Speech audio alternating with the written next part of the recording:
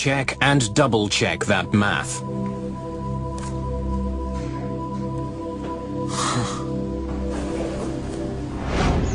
The fueling records from the day of the accident provide the answers they've been looking for.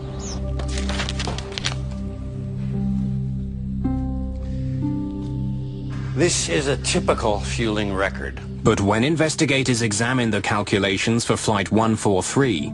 And this is from Flight 143. They look anything but straightforward. The document clearly shows the amount of fuel in the right and left tanks. But investigators are troubled by two particular numbers. One converts volume to kilograms. The other converts it to pounds. He shouldn't have been using both. So did you convert to pounds or to kilograms? To pound? No, to kilo. Can I see that again? Further interviews with the technicians and crew reveal that the events on Flight 143 now I don't know what I did. were caused by human error involving poor calculations and ultimately inadequate training. Okay, fellows, we've finished with the fuel. The technicians refueling Flight 143 got muddled in their calculations while converting the volume coming out of the fuel truck to the weight of the fuel in the plane's tanks.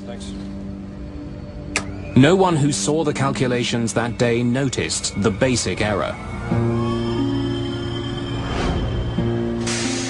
In 1983, Canadian ground crews were used to converting the amount of fuel leaving their trucks into pounds. The 767 was the first plane in Air Canada's fleet to have metric fuel gauges.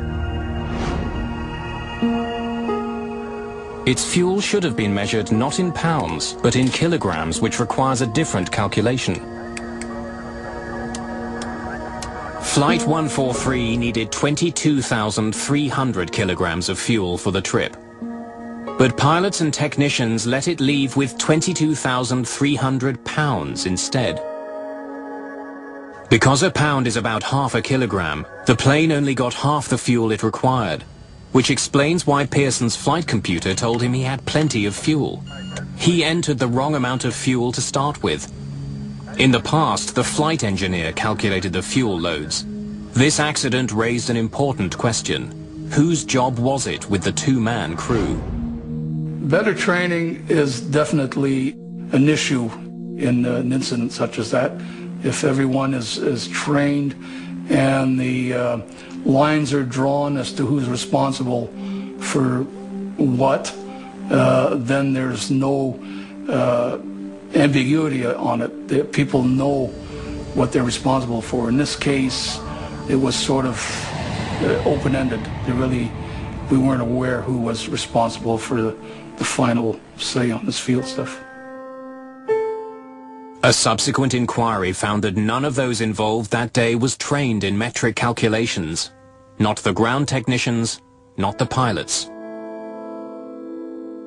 I had not received any, neither of us had received any training at all on doing these calculations. The computer that had replaced the 767's flight engineer was broken, and no one knew who should be doing its job. Air Canada 143 was essentially down a man. And the goal is to prevent a recurrence of this particular event. And also, we also find out other systems that might have been either at fault or maybe they could cause a problem in the future. And you do try to prevent recurrence. All right. It took a string of mechanical and human failures for Flight 143 to run out of fuel. But another failure that day may have saved some lives. If the plane's nose gear had not collapsed, it would have taken Pearson much longer to stop. The plane could have slid into the people who were at the strip that day, which would have had catastrophic results. There could have been more injuries or even loss of life. Pearson and Quintel were partly blamed for their roles in the incident. A government inquiry recommended that Air Canada re-evaluate the training of flight crews and ground technicians in metric fuel conversions. It also recommended that the airline keep more spare parts, such as fuel gauge processors. Rick Dion retired in 2003 after a long career as Air Canada's coordinator of maintenance control. First Officer Maurice Quintel was promoted to captain in 1989. Captain Bob Pearson went on to fly 10 more years for Air Canada, his experience at Gimli shaping the rest of his career as a commercial pilot. This experience affected me mostly by making me more relaxed as a pilot, giving me the feeling that as much as I've trained for all those years, that there's always that question about how you're going to perform when the chips are down, and I now have the feeling that no matter what, as long as an aircraft stay together, I would get it safely back on the ground. And so it's been a relaxing experience. It's the knowledge that you know under stress you can perform. Before that, you don't know. You just hope you will, and you train for it, but you never know. With the things that they had to deal with was magnificent. I think that got proven in the simulator in Vancouver. They tried out this same circumstances with several crews, and they all crashed. Probably the most important thing that came out of it was a realization that when something new is introduced, special attention and training needs to be accomplished for people to be aware what they're dealing with. When we had landed and the airplane was all in one piece, I thought, wow, I got another chance to fly again. Because of a tragedy like that, once you take your deck of cards and fire it in the air, you're truly free. And I guess from that point of view, Gimli could, I find it very difficult to say, but Gimli was maybe almost the best thing that ever happened to me, next to meeting my wonderful wife and marrying her. 2 days after the landing at Gimli, Air Canada's 767 was back in the air on its way to Winnipeg for repairs.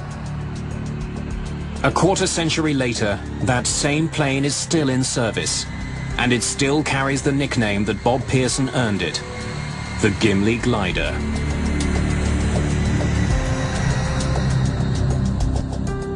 Brand new air crash investigation continues next week when Delta Airlines Flight 191 was brought down by heavy winds and exposed an invisible killer slammed to the ground next Monday at 9.